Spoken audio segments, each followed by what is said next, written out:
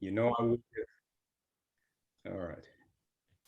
All right. Looks like somebody's got that.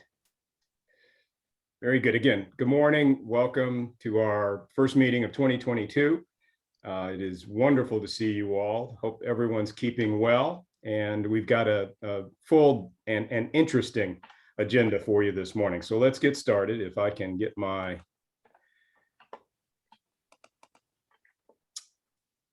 we always start our meetings with Lift Every Voice and Sing. And we'll do that this morning with a new rendition. It's wrong. From the Portland Symphonic Choir. I hope. In June of 2020, I was commissioned to write an arrangement of Lift Every Voice and Sing for the Portland Symphonic Choir. This choir stands in solidarity with all those who condemn racial violence. And we resolve to use our voices, our platform, and our humanity to promote a culture of inclusivity and equality for all.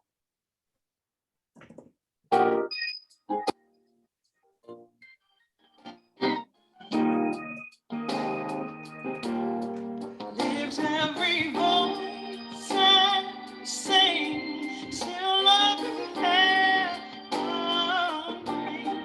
Ring with the harmony of liberty. Let our rejoicing rise as the listings rise. Let it resound as the rolling sea. Sing a song full of the faith that the dark past has taught us. Oh, sing a song full of the hope that the present has brought us. Facing the rising sun of a new day begun. Let us march on till victory is won. Stony the road we trod, bitter the chase we ride, built in the days when unborn and I, yet with the steady beat, I'm not a weary feet, come to the lakes for which on every side we have come over a way that with tears has been watered. Oh, we have come treading our path through the blood slaughtered.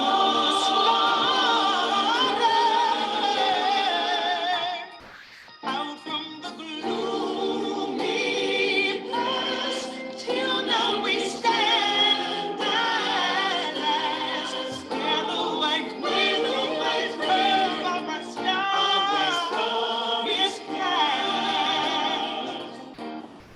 God of our wearies, God of our silence tears, thou who hast brought us this far away, thou who hast right thy mind, let us into the light, keep us forever in the path we pray. Lest our feet stray from the places God will be. Oh, lest our hearts, drunk with the wine of the world we carry,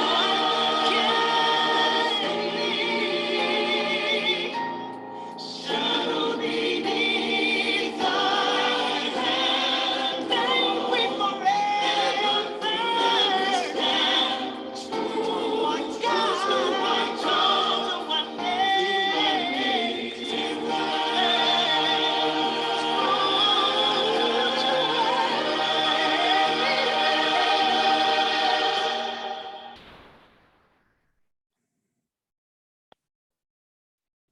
Wonderful. Now if I can just stop it. There we go.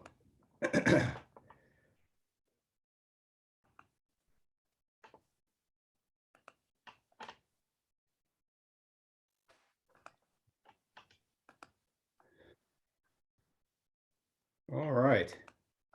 Get into the meeting, and Gary, let's begin with our moment in history. Sorry for the delay. David, Okay, please stop, David, you have to stop remove sharing the, your screen. stop sharing. Thank you. Thank you. There we go. Again, Gary Giscombe and our moment in history. Okay, David. Each month we have a moment in history, and this one is a very special one. And I welcome everybody to our first meeting in 2022. We're going to have a trio of introductions. I'm going to introduce Alex and Terrell, and then he's going to introduce our primary speakers. Alex is the son of a civil rights attorney. He has a master's degree from Xavier University and one from Columbia University. And he has a special honor. He's got an honorary degree from LSU. That honorary degree came 58 years after he was at the university. The university had, his father had sued to get him into the school, and the school then took action to get a court order to remove him from the school. So Alex, it's yours to introduce Phoebe and Keith. Well, thank you so much for that, Gary, and it's a pleasure to be here. I've been a member of ASALH for a few years, and I come to Sarasota every winter for 2 months from Connecticut. And I'm delighted that Keith and Phoebe will be a part of this program and get to know the members and the organization here in Sarasota. That is just outstanding. I met Keith and Phoebe in 2004 when they were invited to be a part of a program that Keith Weldon Medley was having because of the new book he had written, which was called We as Free Men, which was the story of the Citizens Committee that sponsored Plessy's case. Years later, in 2011, Keith and Phoebe, coming from different perspectives in history and living different lives in New Orleans, never meeting one another or crossing each other's paths, decided to form the Plessy and Ferguson Foundation. And they're going to tell you that wonderful journey that they've had. And I've been fortunate enough to be a part of their board for a few years now, and it's a very exciting adventure for me. Thank you. Thanks, Alex. And I'll start, if I can, this video that will proceed. And welcome, Phoebe and Keith. We are excited, honored to have you with us. Let me see if I get this video going. Thank you so much. And thank you everybody for having us.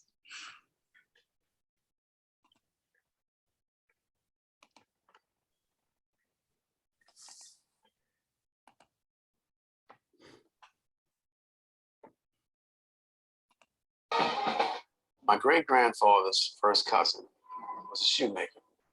He challenged the Separate Car Act of Louisiana, which mandated separate accommodations for people of different races. He was elected because of his complexion, that he would appear to be someone of the white race. There was this thing called a one-drop rule. If you had 1 drop of African blood in you, you were mixed race. He boarded the train car, and the conductor, as well as the arresting officer, were all in on this plan to fight the segregation laws of Louisiana. So the conductor approached him and asked him, was he a person of color? And he responded, yes, I'm a person of color. I purchased my first-class ticket, and I'm going to go to Covington on this train. My name is Keith Plessy, and my great-grandfather's cousin's name was Homer Plessy. I never realized that my great-great-grandfather was the judge in the infamous case of Plessy versus Ferguson. He ruled against Homer Plessy. This is one of the 3 most important civil rights cases in American legal history, and we are descendants of it. Our foundation is a flip on the script as opposed to Plessy versus Ferguson. We are Plessy and Ferguson. We're dedicated to identifying historic sites where African-American history has occurred but not been recognized by the state. The Plessy versus Ferguson case resulted in the United States Supreme Court adopting separate but equal as the law of the land.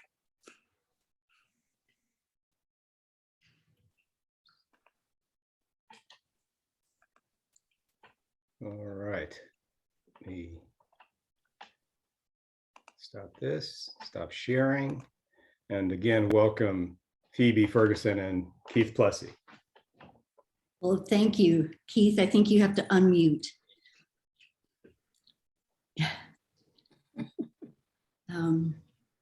Keith, you're still muted. There you go. Okay, Okay. it was covered. It was covered. I couldn't find it. Okay, I'm here now. Good morning. And we're honored to be invited to this meeting. Extremely honored. I'll turn it over to you, Phoebe. Okay, I love that little video because whoops, sorry. It really, in 2 minutes, sort of tells you who we are, what the case is, and what we do.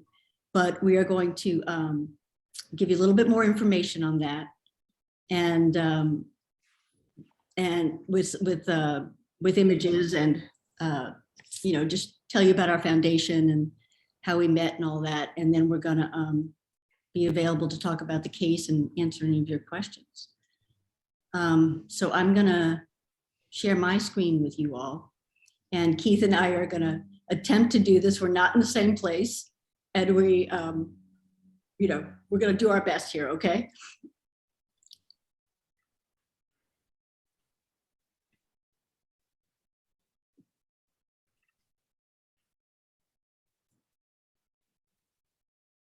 Hang on. Sorry. Okay. We see you. Okay. All right.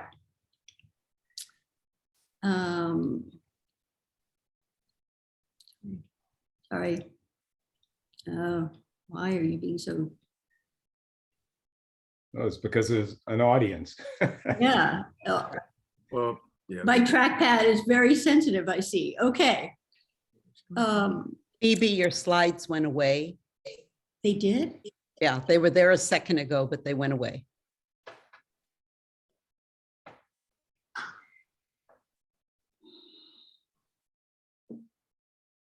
You still have, okay, they're there. Can you see them now? We We do. can. We do. Okay. If you enlarge them, Yeah, when I make them large, it's a little bit tricky, but we'll see.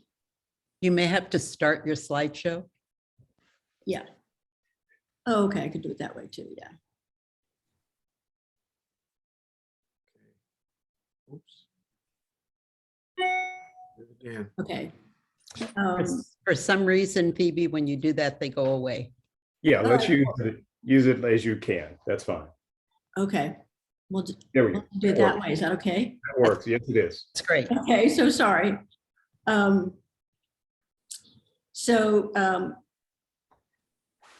going to give you the backstory and how Plessy v. Ferguson became Plessy and Ferguson. I'm going to start with Keith.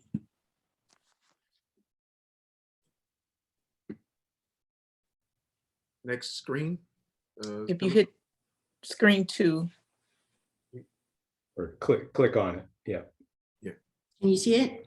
if you click on screen 2, click Yeah. on in the left-hand corner there. Do I need to do that, Phoebe, or you need to do that? What are you all seeing? We're seeing your general presentation screen and your first slide. That's it. And if you can click on your second slide, let's see if that'll bring us. I to the- am. I've done it. Can you Okay. see it? Come up, but I guess I can start. by saying, giving you my story of how I found out I was a descendant of Homer Plessy. And Keith, if I can interrupt one moment, while Yeah. you're doing that, Phoebe, if you'd like to forward your slides to me, I can try to open them from here while Keith is doing his intro. If you can send those to me in an email. I've got Google. You know what, I'll share my, I'll share the presentation from the Google Docs. Okay, I don't know if I know how to do that, but let's go ahead. All right.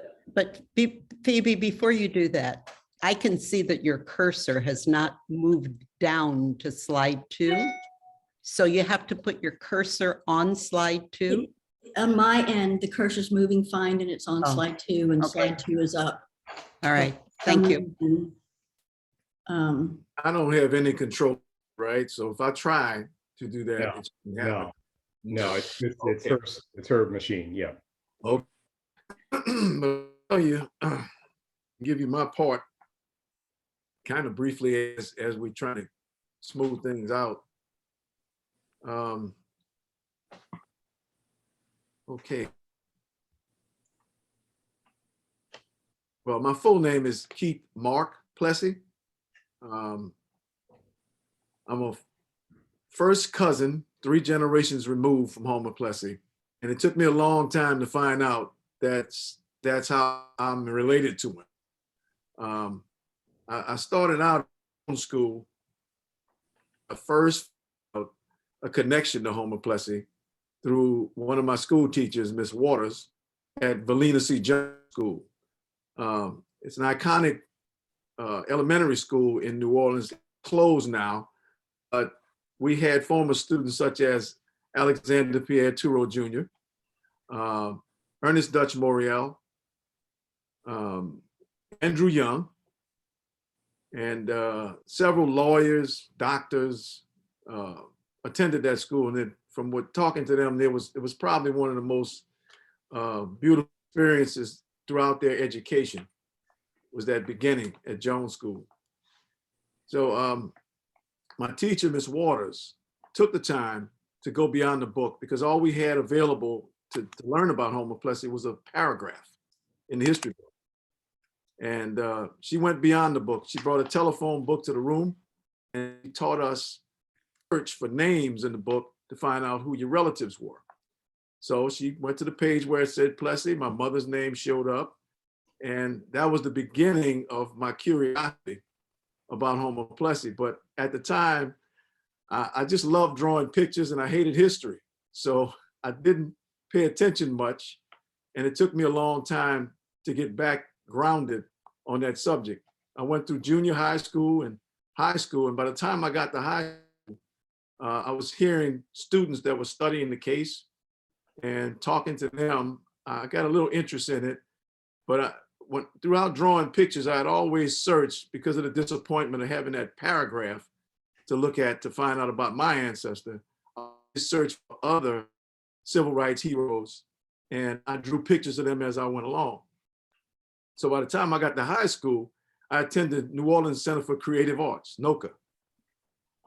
If the name's familiar, it'll come up again at the end of our presentation. NOCA is where I learned about the finer parts of visual arts. And I did a lot of drawings of famous Black Americans. So when I graduated in 1976 from NOCA, it took me a while to come back to Jones School, but by 1978, about 2 years later, I was back at Jones School trying to help repair the school.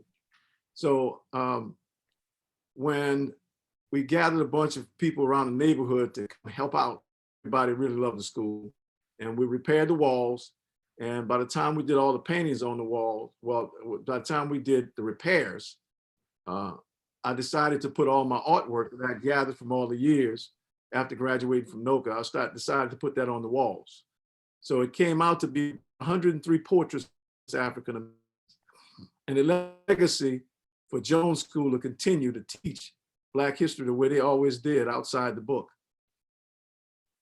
Now, as far as my journey to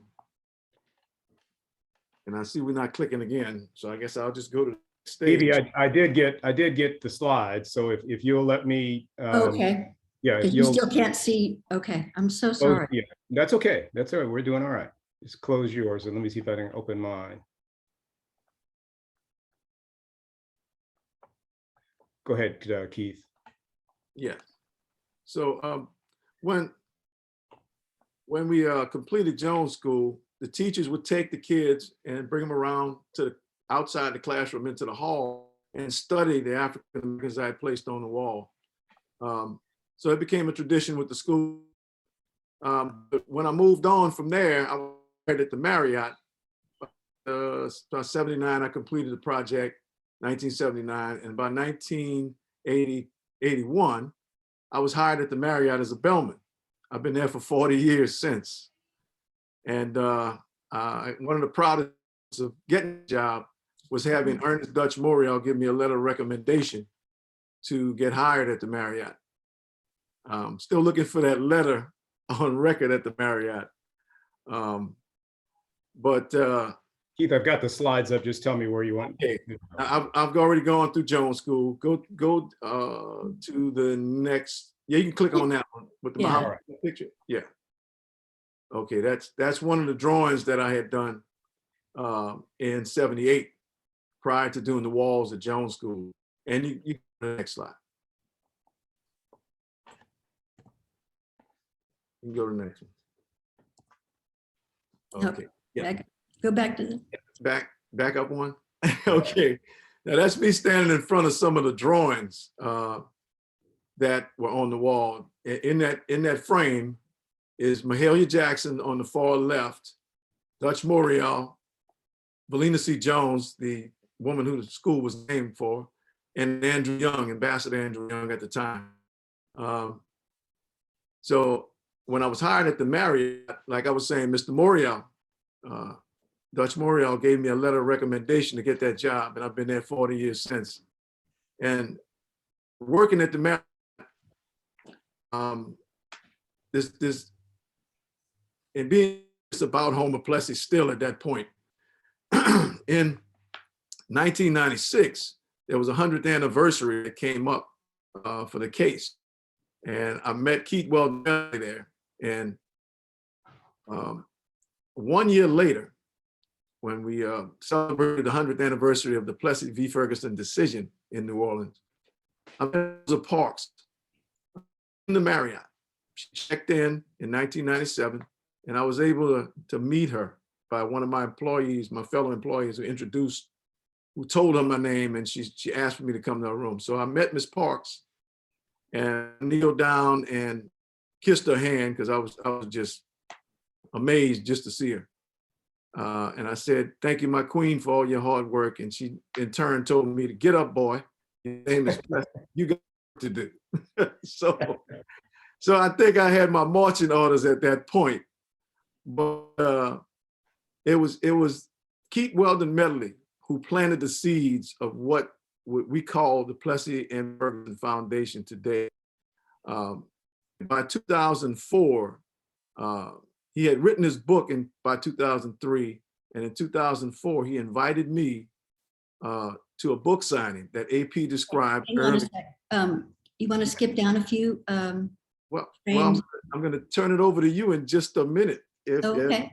Yeah. So, in 2004, I would have the opportunity of meeting Phoebe Ferguson at Keith Weldon Medley's book signing. So with that said, we'll come back to that moment in 2004 when you complete your background part. Okay, I got it. Okay, so there I am. So I'm Phoebe, and I'm the great-great-granddaughter of Judge John Howard Ferguson, who was the judge in the criminal district court where Homer Plessy first came to court, because of his conviction. Why don't you, next slide.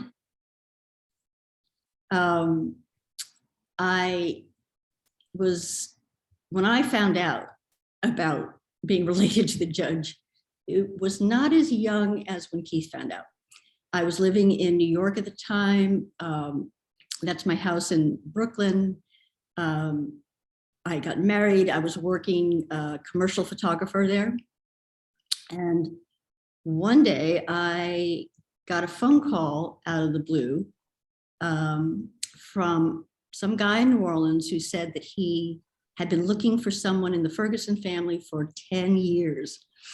And he grilled me to make sure I was really a Ferguson.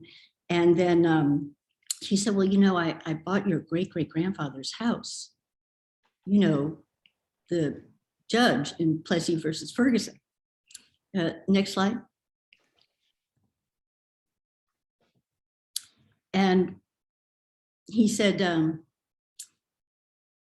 I've been looking for somebody in the family who might have photographs of his house, you know, and the house was built around 1866.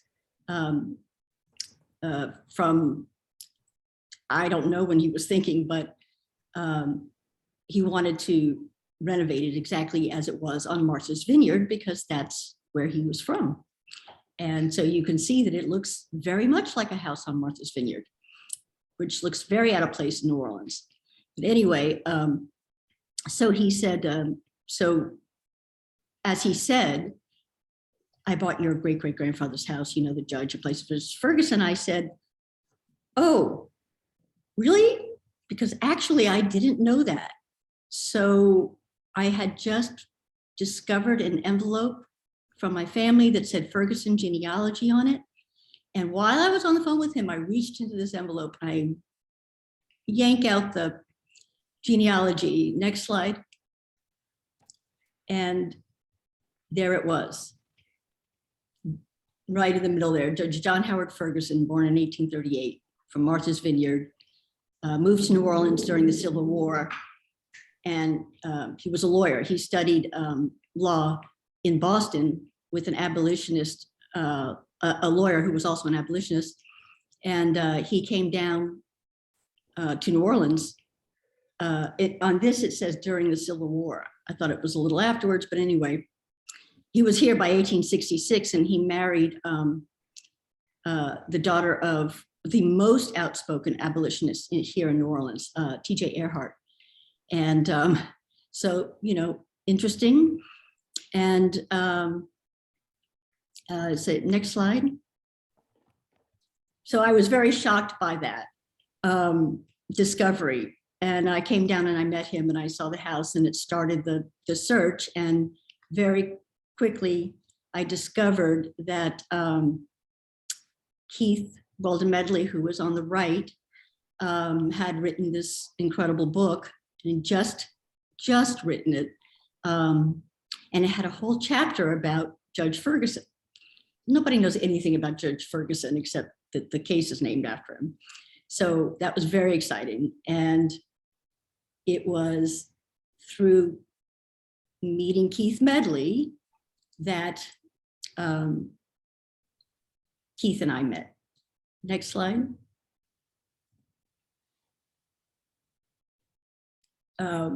So this is the actual moment that we met. This is the Preservation Resource Center where Keith Medley, you see his book there, We as Free Men, Plessy versus Ferguson. He was having his a book signing and he had already met Keith and he arranged secretly to have me meet him without telling me. So we walked in and Keith came over and said, hi, I'm Keith Plessy. And I said, hi, I'm Phoebe Ferguson. And well, Keith says that I began to apologize for pretty much everything. I only remember apologizing for, you know, my family's role in this, but he said pretty much everything. And then we just became great friends. Oh, he instantly though, it was amazing. Without skipping a beat, Keith says, it's no longer Plessy versus Ferguson, it's Plessy and Ferguson. I mean, in the very first minute that we met, So we went and had lunch, our families met, we became great friends. Next slide.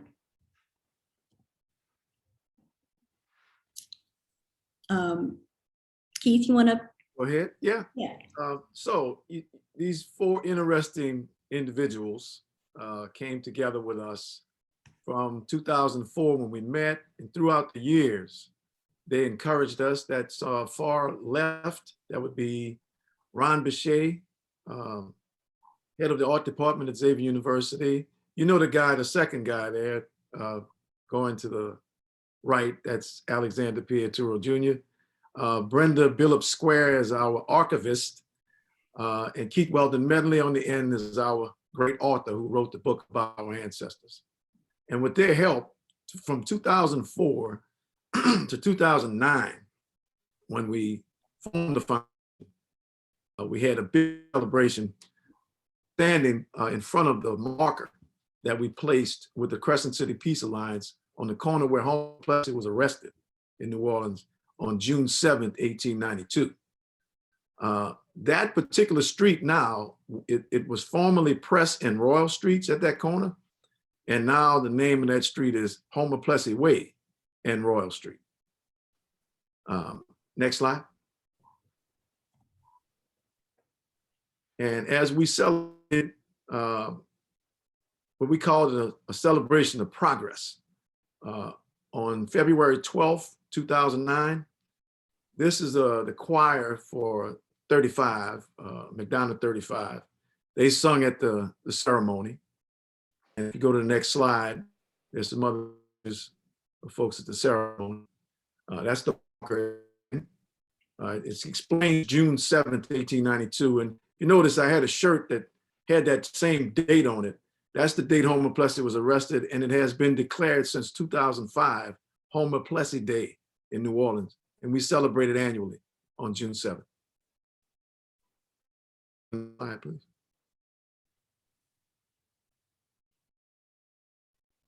Next slide. This beautiful lady, if you go back to the lady that was on the podium, one back, one slide back. Former Chief Justice of Louisiana Supreme Court, Burnett Joshua Johnson.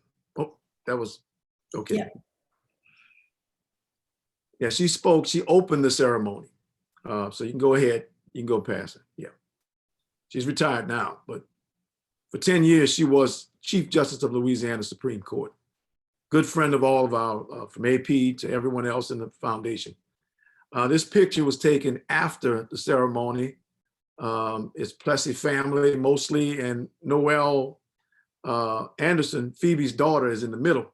My daughter's right next to her. They actually saved the day for Phoebe and I, because not to go into a story, but Phoebe had an accident the night before the ceremony, and we were supposed to unveil the marker, but our daughters came through like champions, and they unveiled the marker that started this whole process. Next slide, please. And there we are, tracks. That's the site where he was arrested, across from the site where he was arrested, and we celebrated. That was the day before when we took that picture, and Phoebe couldn't make the ceremony today. So it was great that our daughters were the ones to unveil the marker, because it does symbolize that we're doing this for future generations. Next slide. Okay, Phoebe, that's our mission. You want to start there? Okay. This is the simplest form of explanation of why we exist. It's to honor the legacy of Homer Plessy and the Citizens Committee for their decades-long fight for equal rights. And the Citizens Committee is the group of 18 Creole gentlemen who came together when the separate car law was passed in the Louisiana State Legislature to fight to figure out a way to fight this law. because they understood that if this law passed, they would pass, many more segregation laws. Next slide. One of the things we do is we teach the history of the case to students of all ages, from young kids like this to university level. And we kind of shape the discussion depending on who we're talking to and with. And there was something I wanted to tell you. We try to make connections with students about the experiences that they're having today with the experiences of the past, and that if they're experiencing any kind of prejudice or racism, that racism is connected to, has deep roots in the past. And we try to explain that by knowing your history, that we can work to have a more, just and equitable society, but you have to understand where you came from, where we all came from, and we all have to acknowledge what happened in the past in order to move forward. But we basically want to give them a very positive message while we're doing it. So part of that is that Homer Plessy was, he was a shoemaker. He was also very involved in the community. But so he volunteered to get on that train because he knew that this case had to be fought and that he was willing to take the risk. But he was, an ordinary citizen. And so we try to talk to the students about, who can be an activist, and and how does that happen, and how do you go about it, and why does it need to happen? So anyway, next slide. Before the next slide, just a description of what you're looking at. On the left is Southeastern University. That was an elementary class that we spoke to, and they were on the campus, but we also spoke to the college level students on that day. And on the right, if you notice the shirts, it says Homer Plessy on those shirts. That's the Homer Plessy School in New Orleans that was founded for his name. And it's an elementary school. And now they're from K to 12. They've expanded their curriculum. So, and we have to get with them on just reestablishing our connections with them. They expanded, and we kind of lost track of them because they were only elementary school level when we had this particular visit. And you can go to the next slide.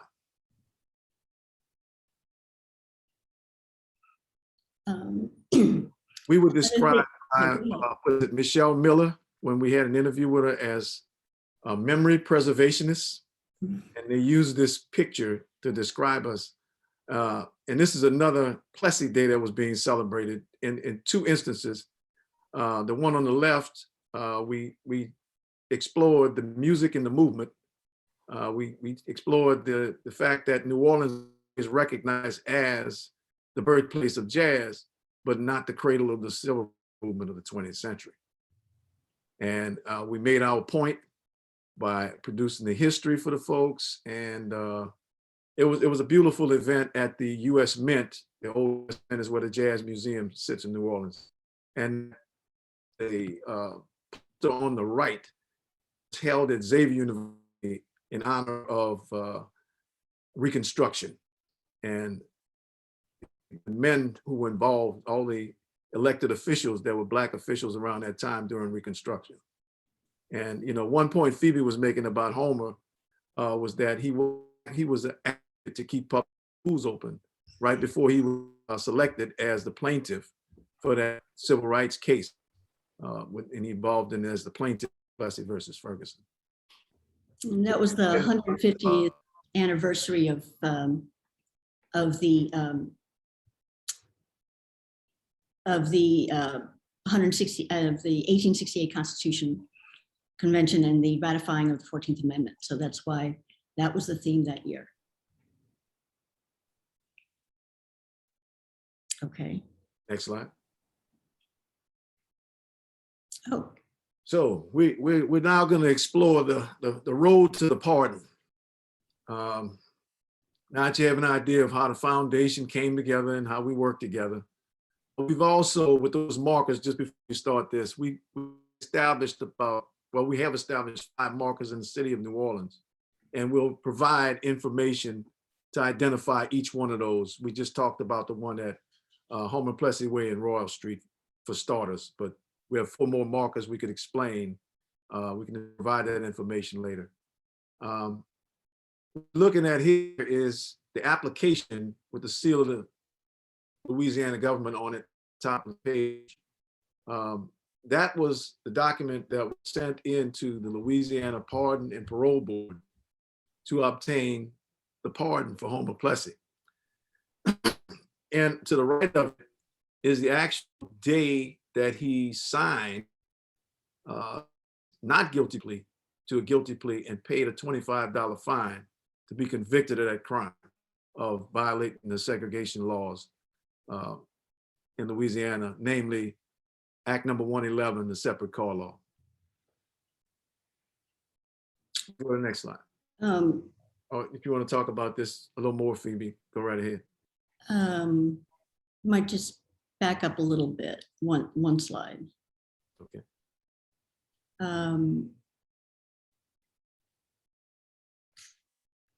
Yeah, so Keith, you said that that this was the letter to the pardon board, right? The application. Yes, this is the top letter. It's about 5 pages. Right. You could have mentioned the signatures, but I didn't want to elaborate too much on it. We can actually provide a copy of it so you can see the signatures that went on it to present to the pardon board. Oh, well, actually, why don't you go ahead and explain about who signed it and why? Okay, well, I'm hoping we have enough time. I don't want to use up all the time, but I'll go ahead and explain the signatures on the application. At the top, I signed, and I signed for my cousin, my first cousin, Stephen Plessy, and my niece, Nefertiri Plessy. Phoebe signed, and she signed for her sister, Kitty Roberts, and her cousin, John Howard Ferguson IV. And I think below that is D.A. Jason Williams of New Orleans.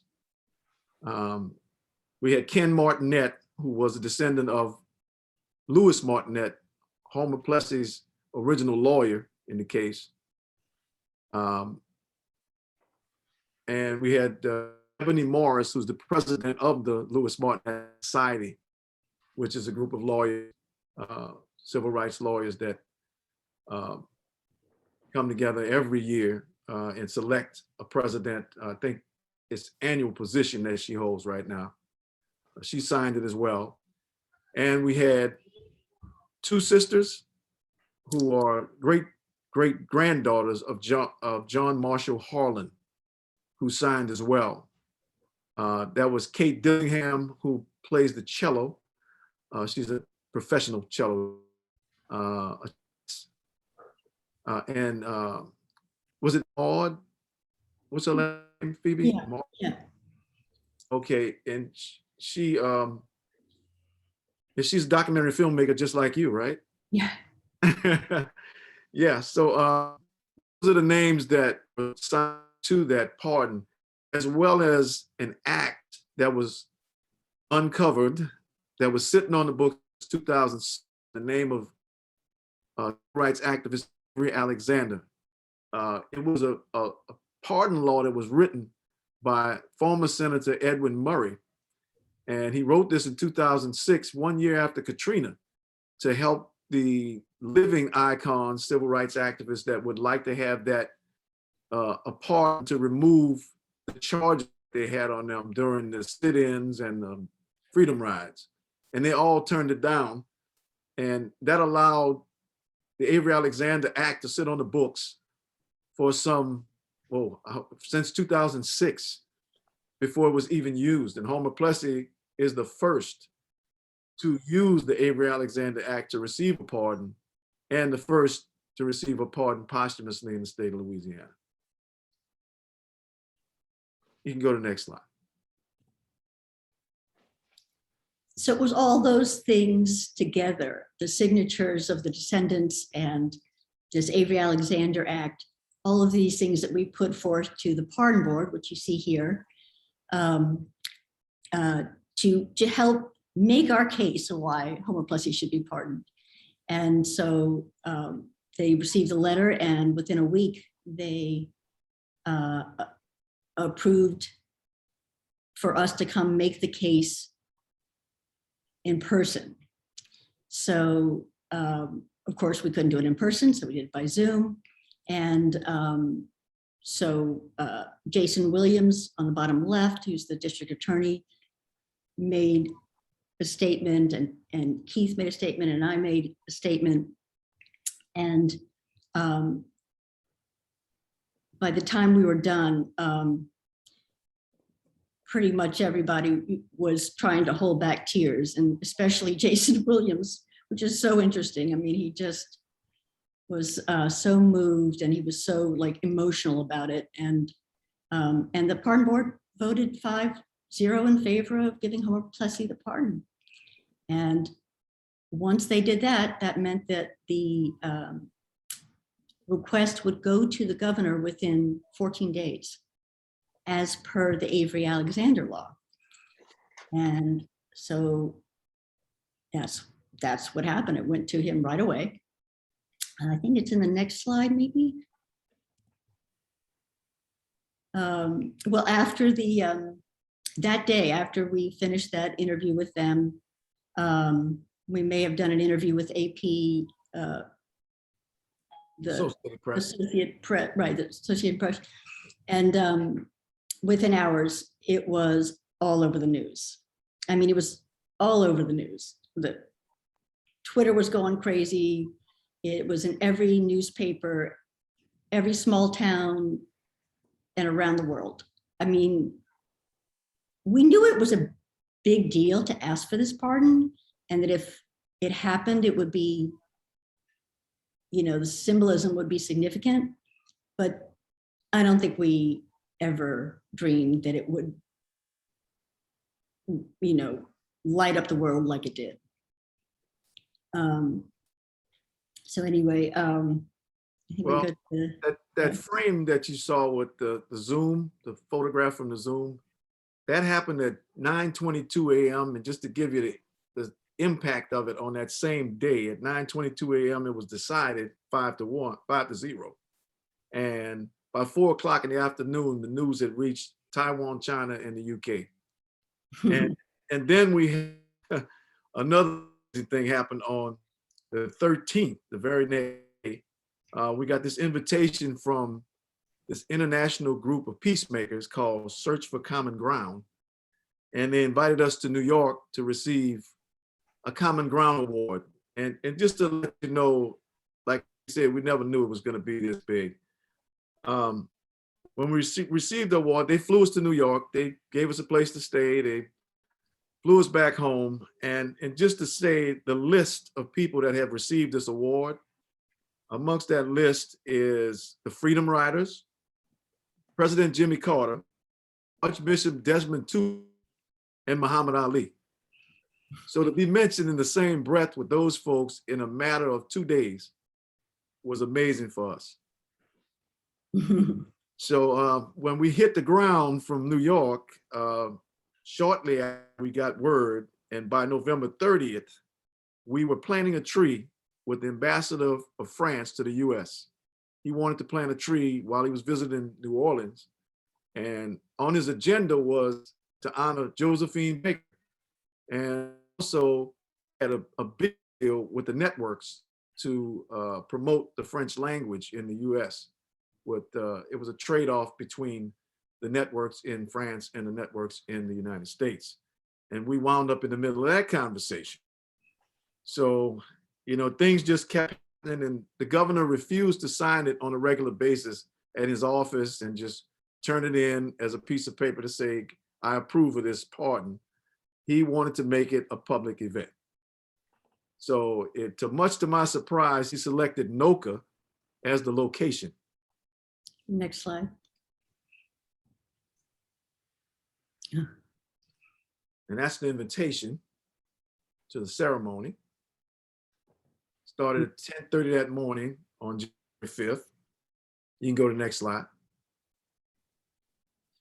And as you can see, this is after all the great speeches, which we were discussing it earlier.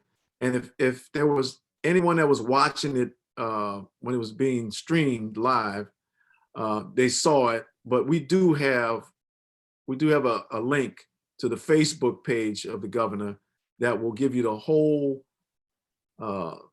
ceremony, all the speeches, Kate Dillingham playing her cello. And by the way, we opened this meeting with Lift Every Voice and Sing. She played Lift Every Voice and Sing on her cello. And she opened the event with her cello. That's Kate in the blue mask and the purple shirt. Yeah, standing back. You can go to the next slide. That was, matter of fact, that last one was the last of 27 pardons he signed that he's going to send around the state of Louisiana. And in the background, Public Belt surprised everybody because they provided this passenger train that's in the background.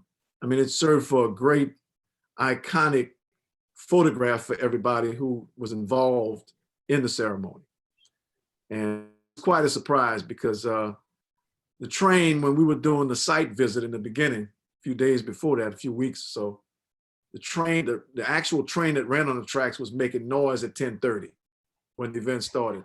So we were surprised to see the control that they had over the tracks and that they had this passenger train in the background to take the pictures. And I guess, do you want to describe everybody if you can there, Phoebe? Because we have some board members in there. Oh, sure. Yeah, the young lady on the left is our treasurer, Teresa. Next to Teresa is Dr. Sanders. He's the chairman of the board. John Howard Ferguson is next. My cousin, my sister, Catherine, Brenda Square, Governor Edwards, myself, Keith, and Keith's wife, Marietta. There may be one more slide. Yeah. Yes, the end. Now, do we have time for questions? Well, let me try to get back to our, okay. And while David is closing, this is Linda. I'm going to ask a couple of questions that came up while you guys were speaking. And if anyone else has a question, please put it in the chat because we have 54 people on, so it's going to be hard to raise your hand. One of the questions that came in was, why do you think the judge, who was actually married to an abolitionist and into an abolitionist family, ruled the way he did? I've been asking myself that question for a long time, but I think we know.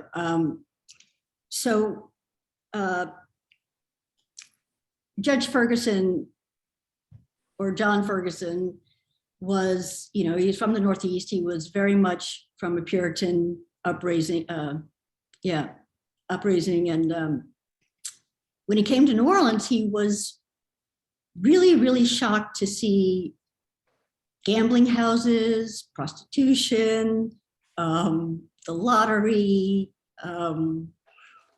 just all of the sort of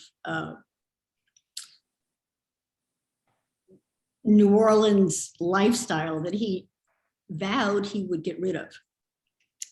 And that was sort of his mission. And in doing that, he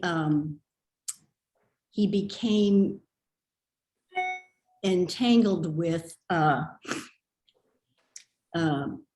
Murphy Foster and Governor Nichols, and their mission was to get New Orleans back to pre-Reconstruction era status. And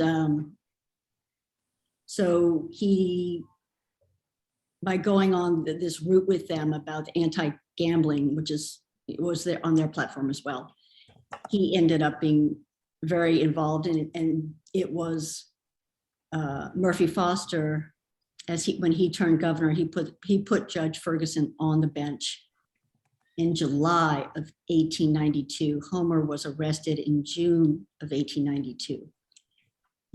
So Homer was basically his first case. And what's fascinating about the way he ruled is we now know that Judge Ferguson was actually friends with Homer Plessy's lawyer, who was a former Confederate soldier who is now defending Homer Plessy. And, you know, they made their case to the judge based on the 13th and 14th Amendment that the separate car law violated their rights. And so the judge, you know, really took a lot of time to think about, you know, their arguments and how that related to the separate car law, and, you know, trying to figure out how he could rule. He could not have really ruled in favor of Homer Plessy for several reasons, but basically he had to find a way to figure out how to move the case, what they wanted was to move the case to the Supreme Court, right? And he knew that because of his conversations with James Walker. So what he did was he convicted Homer Plessy for violating the Separate Car Act. He said that the Louisiana had the right to regulate the railroads, which is what the separate car law was doing. So he convicted him of violating that law, but he did not set a trial date. He delayed it, and therefore it allowed the Plessy's lawyers to appeal the case to the Louisiana Supreme Court. And then the Louisiana Supreme Court very quickly upheld Judge Ferguson's decision. And that's actually when it became Plessy versus Ferguson, because originally it was the state of Louisiana versus Homer Plessy. So, so the Supreme Court upheld it, and then they appealed to the Supreme Court of the United States. Thank you. I'm going to try to wrap up. We would love to have had you here. And one of the questions that came up was, will you guys come to Florida? Because, you know, we're trying to do things to educate people in Florida. And I know you two were scheduled to come here, but just very quickly, last question. Are you still going out to schools and doing things in the schools? And that'll be our closing for today. We really appreciate all that you're doing. Well, we are scheduled, not the K to 12, but February, late February, from the 22nd to the 24th. God forbid numbers don't go up. We are scheduled to go to Harrisburg, Pennsylvania, to Messiah University. And we made several trips to universities, which is a good way to get the message out to folks in the higher learning level. But to get to the children, you know, we really need to work with the schools on their restrictions right now. There hadn't been many things happening. I'm pretty sure when Black History Month comes around, there'll be an opportunity to maybe connect with the Plessy School and some other elementary schools in the city. But we have to find out what their restrictions are. And for my daughter, who is a school teacher, I found out that they've been showing videos of our interviews with CBS and NBC in the classrooms. So they're educating them somewhat about the case and about our foundation and what we're doing to improve things as far as race relations go. On behalf of Asala, I want to thank you. I'm going to turn it back over to David. I'm going to unspotlight the two of you. We're going to kind of go into a business meeting. If you want to hear the business, you can stay. If not, thank you so much for all you've done to help educate us. Thank David? you, Linda. Linda, I just wanted to show you what you will be receiving in the mail. A recognition from Asala. You can't read it, but this is what you'll be getting in the mail shortly. Oh, thank you. That's for us? It certainly is. Oh, my goodness. Thank you. I have, before we go, I met Sylvia Cyrus a long time ago, and I think she was president of the organization at one point. Executive director. Executive director. Yeah, Is she still around? She is absolutely still around and as much a force as she's ever been. So we communicate regularly. Please give her my information. I will. The information I had on her before it's not anymore. I can't reach it. I'll get it to you, Keith, and get you guys connected. And let me, as Gary has said, and Linda said, thank you both. We had hoped to have them here live, as you all know. Weather didn't permit and some concerns around COVID. And I am so glad Phoebe and Keith's slides worked, because that was just perfect. I wanted to, if you remember the slide with the children and Phoebe's, I think the slide was entitled Teaching the Kids About Civil Rights. How appropriate in this era of anti-attacks or attacks against our teaching of our history. We have this opportunity this morning. Let me also remind you that we have a monthly Black History Month program, Beyond Black History, led by Jean and Linda, and they'll comment on that later. We're going to see Phoebe and Keith again later during that program in February, maybe virtual again, but another opportunity for you to ask your questions. Again, thank you both. We'll move now quickly into our business meeting. I'll try to do a really quick president's report. Hopefully some of you all remember the Stand Up for Our Schools proposal, the petition. We had some discussions over the last couple of months about protect our schools and support our schools. I think some of the members, I see Lisa's on our call this morning. That petition has now gone live. We are signers on with about 17, 18 other organizations. Carol Lerner did a presentation at last week's school board meeting announcing that petition and the work that's proposed to be done to protect our schools, protect the teaching of the truth, and we'll resend that petition out to everybody to refresh your recollection. But that action's live and it's important. The other thing I'll say about the school board is February is coming, Black History Month proper is coming, and the first February 1st, February 15th, there will be Black History Month presentations at the Sarasota School Board. We need to find out what's happening at the Manatee School Board. We need to be present at all of these meetings. I think we've tried to make that point very clear, how critically important it is that we protect our public schools, that we support the board and teachers who are teaching our history. It will be uniquely important for us as Minnesota Asala to be present at these two meetings, February 1st, February 15th. There will be specific Black history programming, as you would expect. And we have to also expect that those who oppose our history and the teaching of our history will be there. We need to outnumber those opponents at these two meetings in particular. So you're going to hear more from me about that, but please make note, 6 p.m., February 1st, February 15th.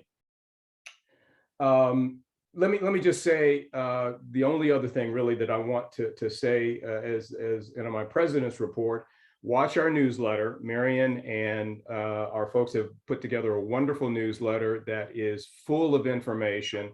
We're trying obviously not to send an email a day, but we've consolidated our information in, I think, a pretty effective way.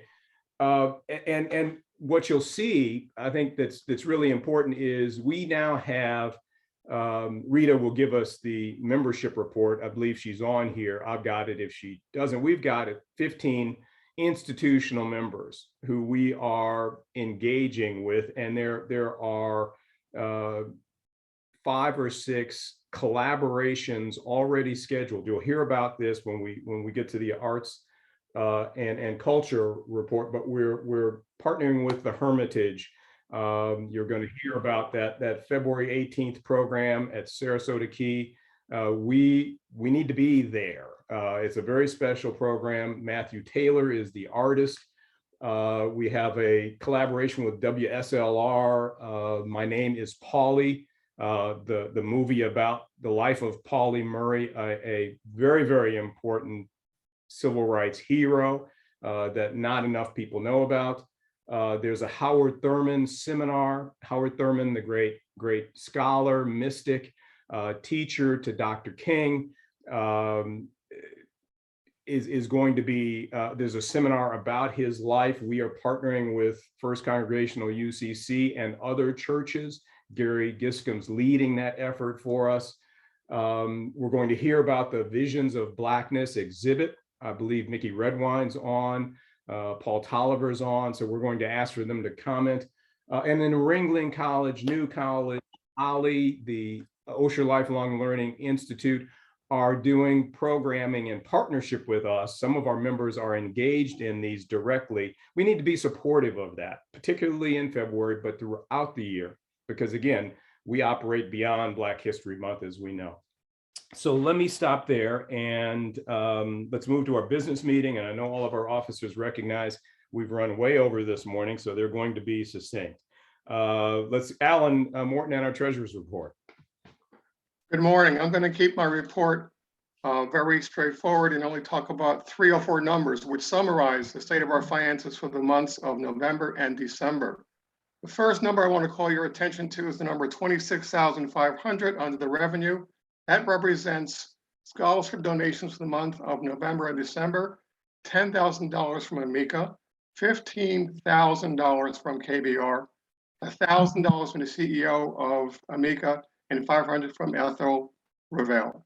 The other 2 numbers I want to call your attention to are the 2520 towards the bottom. That's the cost that we spent on tickets for Joyful Joyful.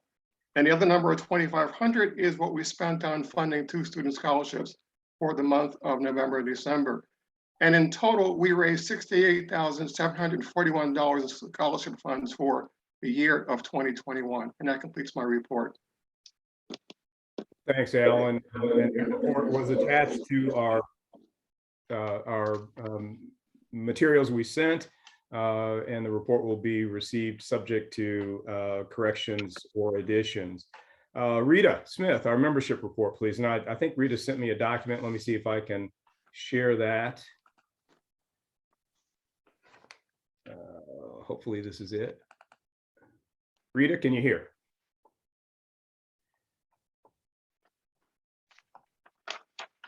Rita, are you muted? Not anymore, I'm sorry. That's okay. Good morning, Rita. Good morning, everyone. First, I want to extend my sincere thanks to everyone who's taken the time to renew their memberships and join our organization. Look for a more formal welcome and thank you in the next week. Currently, we have 315 members starting out in 2022. We have 8 lifetime members, 176 dual memberships, 91 senior members, 18 general members, 4 associate members, 3 student members, and 15 institutional members. We are continuing to reach out to other members who have not taken the time to renew through the end of this month. For your information, the memberships are effective January 1 through the end of this year, December 31st. and the renewal period starts September 1st. Finally, we certainly want to keep our members engaged, and we invite your input. Are there any questions? Seeing none. Rita, thank you, and thank you to all of your committee Yes, absolutely. committee members. You've done a wonderful job. We've operated our branch as all of the branches have been operated virtually for these past 2 years, and our members have stayed with us faithfully, and we appreciate that enormously. Thank you, Rita. Thank you. Correspondence report. Marion is traveling. She's not. She and Paul are in Chicago, and it's in their regards. Actually, most of what she would have reported, Alan covered in his report, and so we will move to Fred White and our fundraising report and committee. Morning, Fred. Good morning, everybody. My report will be short. We continue to receive monies through Project 360. You saw Alan's report. I am totally disappointed by that, but we have different funds than that will be reflected in our February meeting. I hope to give you a report there. We have been trying through word of mouth, letters, and through our newsletter to let the membership know. So I want to thank everybody who has contributed to Project 360. And for those of you who haven't, please consider it. Go to our website. We had a glitch in our website, which has been fixed. The website initially indicated that in order to give the Project 360, you had to have a recurring donation, which we would love to have, but we also have placed in that website a marker so you can do one-time contributions if that's your desire. Randy Rankin is still on hold. We hope to make a final decision on Randy Rankin. As I mentioned to you, we have not been able to get a chair or co-chair for Randy Rankin. We will give you further information on that. We hope to make a decision on Randy Rankin sometime in the middle of next week. And that is my report. Thanks, Fred. Any questions for Fred? Appreciate that, and appreciate all of the donations, the support for our programs, for our scholarship program, and ongoing support for our scholarship students. Let's move to our committee reports, and let's begin with Arts and Culture. Willie and Paul. I know I've seen both of them on the screen here. You're muted, Willie.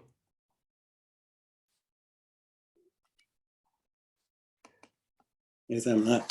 Thank you. We're going to be very, very brief, but wanted to start by sharing that we're continuing as a committee working with our institutional members that are arts and culture organizations. And we've had a series of meetings as late as this week. And as those begin to unfold in terms of partnerships and relationships, then we will be sharing those with you. However, during the month of February, as David has mentioned, there are two key events that we are involved in, and Paul is going to share the event that he's specifically working with. And I wanted to just emphasize again the Hermitage Artist Retreat event that David had mentioned, and that is on schedule. And we are strongly encouraging participation. There's been a lot of effort being put in terms of making this event successful, and it is really a true partnership. For members only, there will be a private reception after the presentation of Matthew. And all of the COVID guidelines are going to be instituted, requiring of mask, certainly for one, social distances. So, and it is held outside.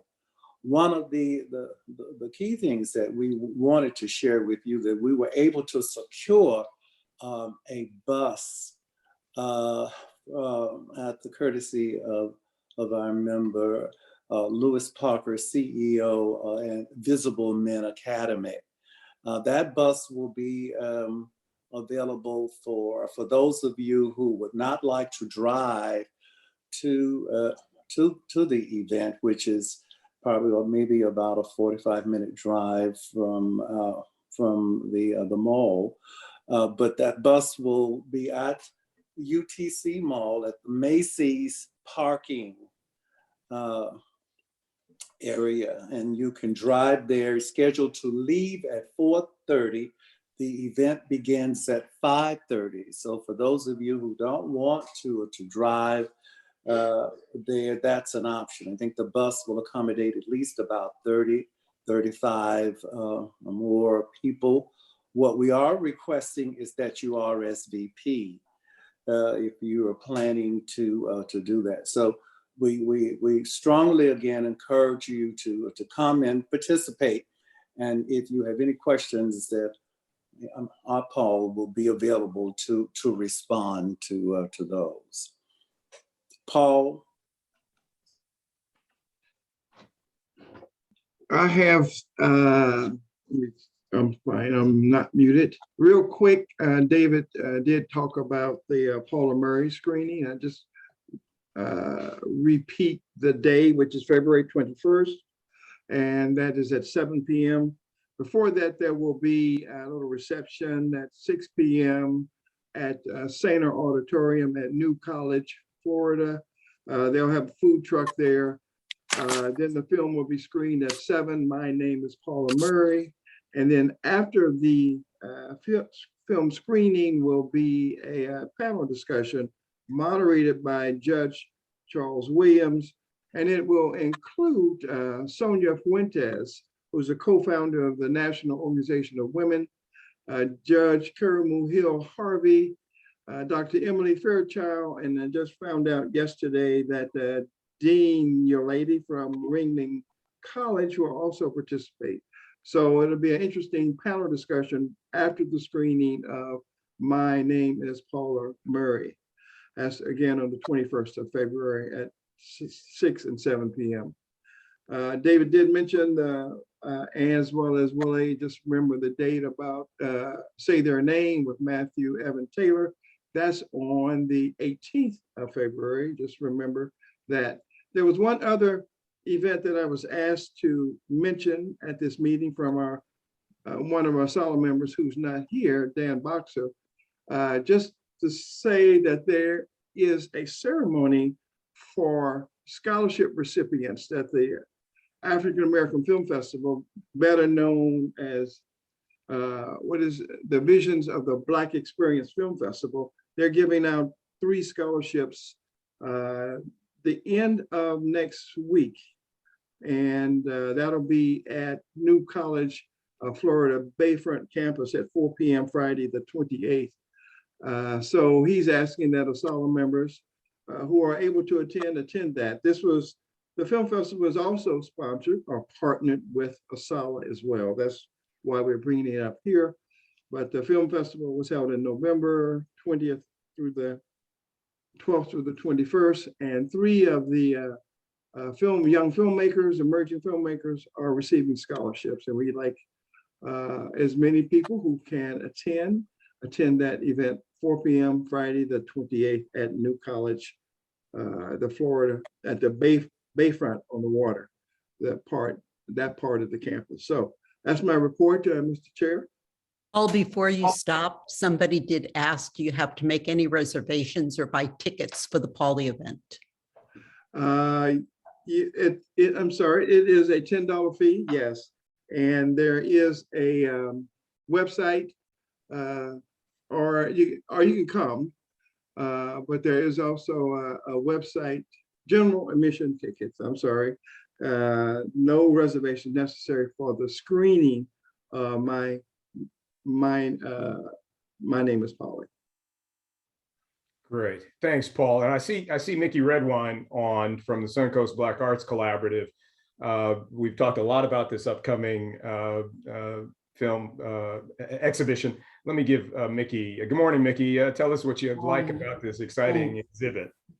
Thanks so much, David. Well, Paul and I and members of the Suncoast Black Arts Collaborative Board have been working quite hard to put together this year's Visions in Black exhibition with a strong focus on generational artists. And out of the 26 artists who will be represented in the exhibition, we have 14 of those who are college and graduate students or recent college graduate students. And we're really excited about it because one of our goals and mission is to encourage young people of color to come and work in the Suncoast community. We have a reception on February 10th from 6 to 8.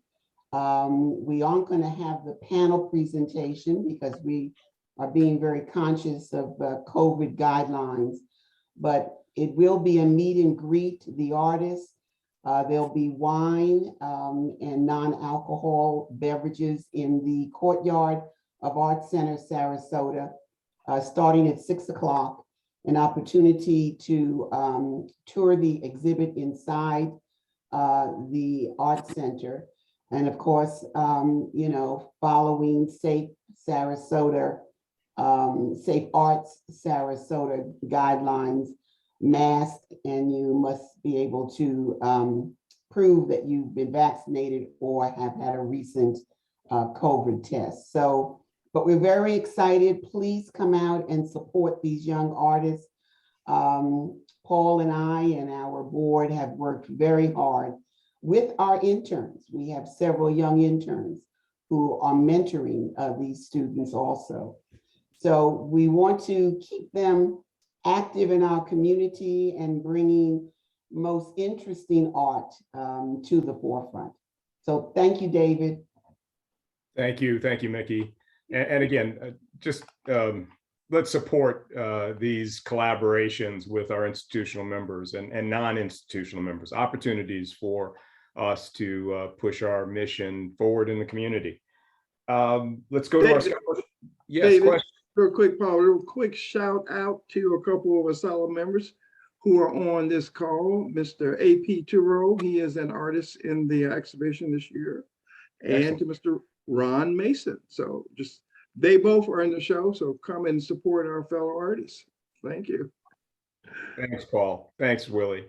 David, can we skip to Herman Bell? He has to leave soon. Yes, we can. Let's do good and welfare now. Thanks, Bo, for letting us know.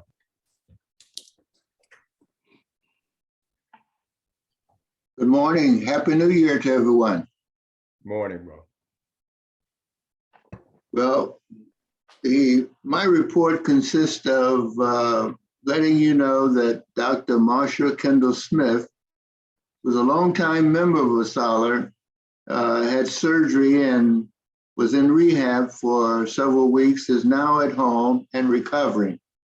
And her name and address is in our directory. So if you would like to send her a get well card, I would encourage you to do so. I sent a card out to her from the general membership. So that's the end of my report. Thanks, Bo. And if anyone knows of someone not on our list, please get that information to Bo. It is important that we stay connected with our members and their well-being. Harriet Cowan and Scholarship Committee. Morning, Harriet. Good morning. Good morning, everyone. We are in the process of accepting our applications for the scholarship program. The deadline, as always, is February 15th. And so we're looking forward to a new group and very excited about that. I want to, before anything else, thank all of those contributions from everyone for the 360 campaign. It's really appreciated and will help us tremendously. And so we ask for anyone who has not contributed and would like to please, the campaign continues. And so we're looking for all the help that we can for our new applications and applicants. So I'm not going to take any more time. We have so much pride in these students and what they've been doing. And so part of our strategic plans and goals was to delve into the archives of the past recipients. And with so much pride, we are going to show them off to you. And Ronald Mason, part of our committee, the scholarship committee, who along with Ron Klein has done a tremendous job in making a presentation of the past recipients. And I'm going to turn it over to him because he has a wonderful slide for you. So go for it, Ron. Show it off. We're so proud. All right. Thank you, Harriet. David, can you let's see. Can you you got slides to share? Yeah. All right, let me make you a co-host. Hang on a sec. Okay.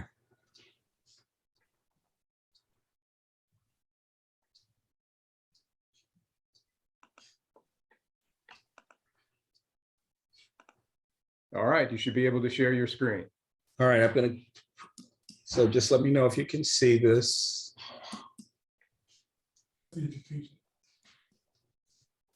Can everyone see this? Yeah. Yes. Okay, great. Okay, so as Harriet pointed out, this was one of our strategic goals, which was to take a look at and try to create a opportunity to be able to get some compelling data and or stories about the success of our program over the years. The ASALA program has been in existence since 1997. And while we've given out scholarships each of those years, as Harriet pointed out, we kind of combed the archives to be able to get documented record. And that doesn't mean that we did not give out scholarships greater than the number that you see on this slide. It just means that we were not able to find the files that went along with some names that we were able to find, which didn't have a dollar amount attached to it. So I'm not able to report on it because some of the data was not necessarily complete. Now, part of that was a function of not being able to find the records, as I mentioned, but also in the early years, some of the applications and the application process was slightly different, where some of this was just handled via an email between the scholarship committee and the treasurer in terms of doing that. Also, the years 1997, 1998, 2000 to 2004, 2008, and 2012, we could not find at all. Now, we surmise that because the IRS allows for non-for-profits to destroy records after 7 years, we're surmising that the reason why it wasn't available in our archives was that may have been the reason why. There were years when, in fact, some of the information was really handled through the vouchers, if you will, and we were able to get the vouchers that helped us to be able to piece this together. So what this slide presentation, which is just a few slides, represents is really all the documented records we could find. So again, it's just that we could not get to all the earlier years and some years in between. So for the 10 years of documented records, we've been able to give out 232 scholarships during that period of time. And so here are some top line things that we learned about what our students were thinking about doing, where we're going, where they came from, and the like. And while we tried to find data across 14 data points, we were able to find it for many of the years, but not all the years for each of the data points. And we have a template that we put together, and we're able to sort now, because we do have an electronic database now as a result of perusing all this records of the information some of the information I'm about to show you. Okay, so out of those 232 students that got scholarships, 57% went to Florida colleges and universities. Our students ranged across from the Ivies to the privates, to the technical, to the vocational kinds of programs across the nation. Everything from Harvard to Princeton to University of California, they went everywhere. But the vast majority of them went to Florida colleges and universities. Here are the top 4 schools that the students selected when they went here to Florida schools. State College of Florida, 23 of that group, 19 went to Florida A&M, 20 went to University of Southern Florida, and 17 went to University of Florida. One of the things that we surmised from some of the data when we looked at the applications was that the reason why the number was so high in the State College of Florida, if you will, is because the State College of Florida, like some other schools, have a dual enrollment. We have a number of students that in fact actually achieved their associate's arts degree while they were high school students. So upon graduation, they got their high school graduation degree along with their associate's arts degree. While we did not present that data in this mini report, that data is available to us through the database, if you will. The best. The GPAs of the students that we were able to survey range between 3.7 and 4.0 weighted averages. Our cut point in terms of being considered for our scholarship is 3.0. So you could see that the vast majority of our students skewed higher than the 3.0 in terms of achieving it. And we had a few students that achieved greater than a 4.0 average. In addition, our students' SAT scores for 9 of the years that we were able to record the SAT and ACT scores, out of those 9 years, our students achieve higher than the national average 6 out of the 9 years. This is data that we're able to pull from our database.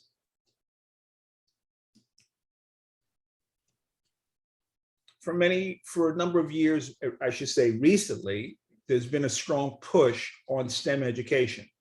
I want you to know that our students, our scholarship awardees, in fact, selected STEM education as far back as our documents would show, and this would be for 1997, we had students that were selecting STEM. For those that don't know, STEM stands for science, technology, engineering, and math. So anyone who selected any one of those majors is included in this number. And of the 139 students that selected STEM majors, 111 of them were females and 28 were males.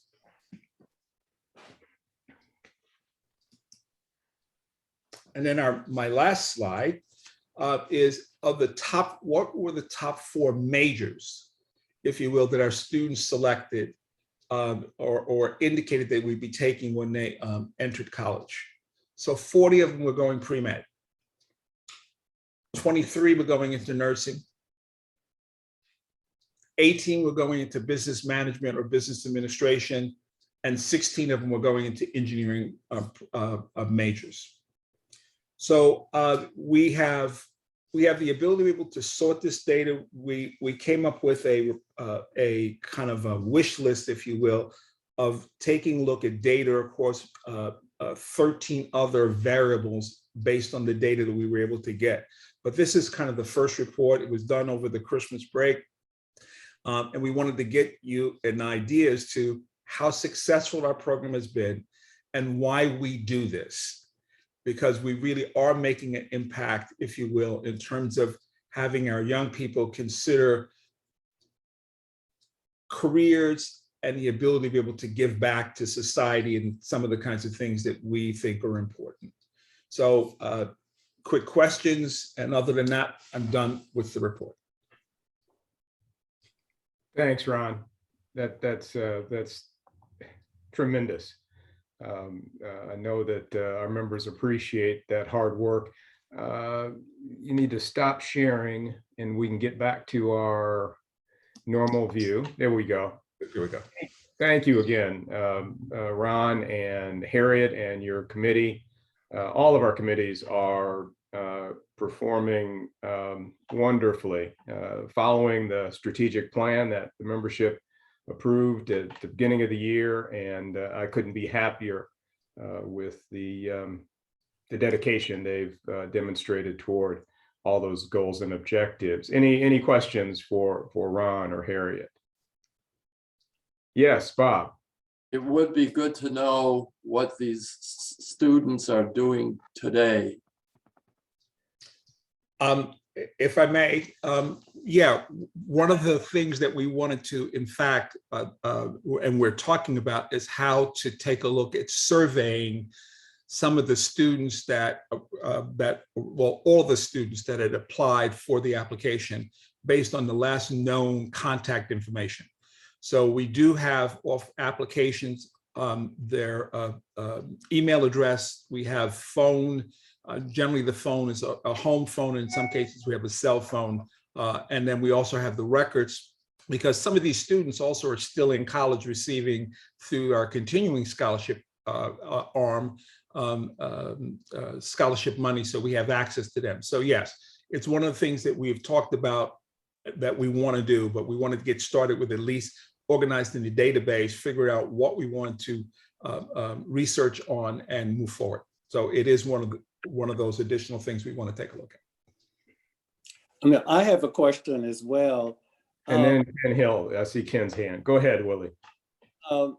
Is there indications of the social economic background of the students that we serve, especially those that are high risk as opposed to those that come from other economic areas? Has that been part of the data that you have collected? The answer is yes. Because the FAFSA, the financial aid form that the federal government requires you to fill out and to be eligible for aid, both from the federal government, also the colleges use it as well. We have quite a few students whose expected family contribution was zero. What that means is that student, based on the formula, falls within the poverty level or just above the poverty level. And so we know that, in fact, some of that information, we do not have it for all the years, but yes, we do know that, and the vast majority for the ones that we were able to find the information for fall somewhere between expected family contribution, about 2,500 to just to zero. Well, it would be good to know that number that we're servicing and helping, because that's a big distinction there as it relates to the scholarships and really helping those out of need in as well as their academic achievement. And that's something that we could point to show the success of these students who come from very, very different backgrounds and experiences, and how successful that they have been. Would also, I think, should be an added part of the report. Yeah, we have 13 other data points that we can search off of. What we did was we went with something that we thought were impactful initially, to be able to give you a sense as to what we were able to do. And we can still search against other kinds of things. We can do cross matches against how many females fell into one category versus another category, and so on and so forth. So we have that data. Sure. Oh, okay. Excellent, excellent. Thank you. Ken Hill, good morning. Yeah, good morning to all. First, I want to commend Ron on pulling together that information. Has thought been given to how we could utilize this information to our advantage in recruiting more collaborative partners and our overall fundraising efforts? Yes, and so here again is part of what we had talked about in our strategic plan, which is to take a look at how we can find data to be able to go out and go about the process of telling the story to other funders and not just the asylum members. And so what we're trying to do is give you a sense as to how we've been able to slice it. And this is just a small look at it, if you will, and then figure out how we want to market it, how we want to package it, and the like. Initially, when we presented this to the executive committee, they were just spreadsheets. And so we put together, quickly a slide presentation for the general management, the general audience, membership. But yeah, there's more we can do with this, and we do plan on doing something with it and taking it beyond our four walls. Thank you, Ron. Great job. Absolutely. Thanks, Ken. I mean, you all know how important all of our members are, and our outreach to individuals and institutions, we obviously see the benefits, the potential benefits for these partnerships with the institutions that make up, our now an increasing large number of our overall membership. So we're going to look for all the ways we can and rely on the great work of Harriet and Ron and the committee. We'd love to be able to give more. That requires that we build our funds, which we're working on. So Harriet, anything else? No, I think, David. yeah, I'm just very pleased with the presentation, and we are definitely going to develop it into more data to present. And this was just the beginning, and definitely track these students. That's another goal, to track the students in their future and how they're succeeding. And that's very important to follow that as well. Excellent, excellent. Thank you. So that concludes our committee reports. Yes, Lois, David, yes. I would like to just offer, I'm part of the tech team today, so I'm partial listening. So therefore, I apologize if you covered this and I just didn't hear it. Several years ago, we had an endowment program committee considering whether it made sense for ASALH to have an endowment, which with a connection to the foundation, so that the interest on that endowment would be an initial investment from ASALH, and therefore the sustainability of these scholarships would be somewhat guaranteed. Maybe numbers might be flexed depending upon how much we put in there. Has the committee actually considered that idea at this juncture? Let me jump in quickly, and Fred may want to add as well. But in the initial announcement of 360, I think we're very explicit that our ultimate goal is that a portion of these funds be invested long term, not used year to year. That we start to build a endowment. In fact, we have received gifts dedicated to this, and the donor has indicated what portion of their gift they want to go toward our endowment and what can be used in current year scholarships. So we in fact do have an endowment started, and we just need to publicize that more as we get those things ordered. Fred, do you want to add? Yeah, for those of you who may recall, not a predecessor of mine, one of our members proposed an endowment, I think 4 or 5 years ago in a general meeting, and for whatever reason, the organization did not decide to go forward with that. As part of my Project 360, we've been talking about, well, not my project, our Project 360, is just what David said. We're trying to get to some sustainability, and some of our members have actually given us funds and indicated that they want some of those monies to grow and not be spent in May of this year, for example. So this is a pilot program, and we hope to build upon what we are doing now. So we're looking at that, and I'm grateful that that someone just mentioned that. We have been looking at that, and we're going to continue to look at it. I would like to just let you know, I was chair of that endowment committee when he was on, and Bernice and Bernard Watson, and also, I'm sorry, Bernadine Rice. Bernice, yes, I think she actually just left the meeting. And also Woods, my link sister. We were on that committee, and it was a great idea to do, and we were trying to anticipate downtimes like this, so that our giving doesn't have to be annual, but can actually be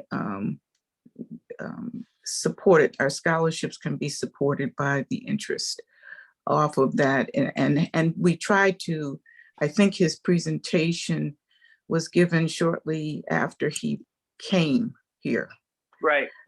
So there was, because he was new, people didn't know, we didn't know exactly who would manage the funds. He was volunteering to manage the funds, on behalf of ASALH. So I think it begs the question to really consider that way to go, because we don't know how long we're going to be in this pandemic, and we just want to make sure you have that information as well. All right, so thanks. And thank you. Let's be clear to everybody on the call, and as we go forward with all of our communications, people are currently donating to an endowment, and everyone is entitled to do likewise, and we'd encourage you to do that. We're going to keep on an annual basis raising to meet immediate needs for current gifts that our scholarship committee would recommend to the students we review. But we will, from this program forward, look to build a long-term saving program around our scholarship fund. So thank you all very much. David? Yes. Marcia. Hi, Marcia. Good morning. Oh, I must say, I want to thank Herman Bell for the card that I recently received. I am recovering and slowly beginning to get back to activities. And of course, I had to start with ASALH. And of all the meetings I've been through for the years that I've been here, about 10 years or so, to have firsthand information as we did from primary sources. This was just so beneficial to have our two guests today. And not only do I want to praise them, but I want to praise all of the committee reports have just been so well presented. And I'm so glad that I stuck out these 2 hours with the song. All right, I guess we ought to end the meeting on that note. Thank you, Marcia. It is good to see you. We saw you in church last week, and you're doing well. So our committee reports are done. Any new business? We are heading toward the close. Tech team will let me know if anybody indicates they have a new item for our consideration. I see any old business. David, Dean. somehow you skipped over the Beyond Black History Month. I did. I just looked at your picture and I said. And I don't know if that was a mistake or subliminals. But He's out to get Black you, History Month. He's out to get you. Our education committee. I'm checking off my agenda and I've been too aggressive with my checks. Gene and Linda and our education committee, please. Well, first of all, I'd like to thank the Education Committee for their involvement in producing our programs. And our most current program was the January program, was education issues affecting Black students. And that was presented by Eric Cooper and Alvin Stout. And the program lasted an hour, but it went on for about another 15 to 20 minutes. It was a very lively program. So I want to thank them for the program. And in the spirit of being brief, I'll let Linda finish up my program. I really have nothing to add other than you heard David say that we're going to try to get Plessy Ferguson, that group, for the February meeting. Thanks, Linda and Gene. And again, sorry for moving so quickly. I do encourage you, if you've not joined the third Thursday, 4 o'clock Beyond Black History Month, you are missing an opportunity that you really shouldn't, because it's we've had 5 or 6 of these now, and each of them have been superb in their own way. And they very much aligned with the mission of ASALH. And if you missed one, you can always go back and look at it on our website. Excellent. Absolutely. Absolutely. All right. Any old business to again? Yes, Fran, Ray, I see you waving. You're muted. You're muted. Yes, David, I know Fran always likes to keep me quiet, but here we go. Question. do we have any Asala t-shirts? It seems that when we go to meetings and stuff, if you don't say anything, if you are visible and people know that we are there, the question is, in the future, maybe, can we get some type of representation that when we show up, people say that we are there? That's just a thought. So it's a great thought, and what Ray was really saying is when we all show up for those school board meetings in February, we will be properly clad in Asala attire. Great idea, as always, Ray. Thank you. Any other? Might I suggest black? We'll Since work we on are, the right now, we already have black and the meetings are coming up. All right, we'll work on that. I love the idea. Love the idea. Any other ideas? Any other new business? Any old business? Tech team, let me know if I'm missing anybody. Again, thank you all very much for staying with us. We've had a full meeting and a wonderful presentation by Alex and Phoebe and Keith, and look forward to our next moment in history at our next meeting in February, and lots of really interesting content from us and from our partners across the community during Black History Month. David, you can go ahead and stop the recording and then we can just chat as a group. Very good. Thanks, Linda. I'm hearing no objections to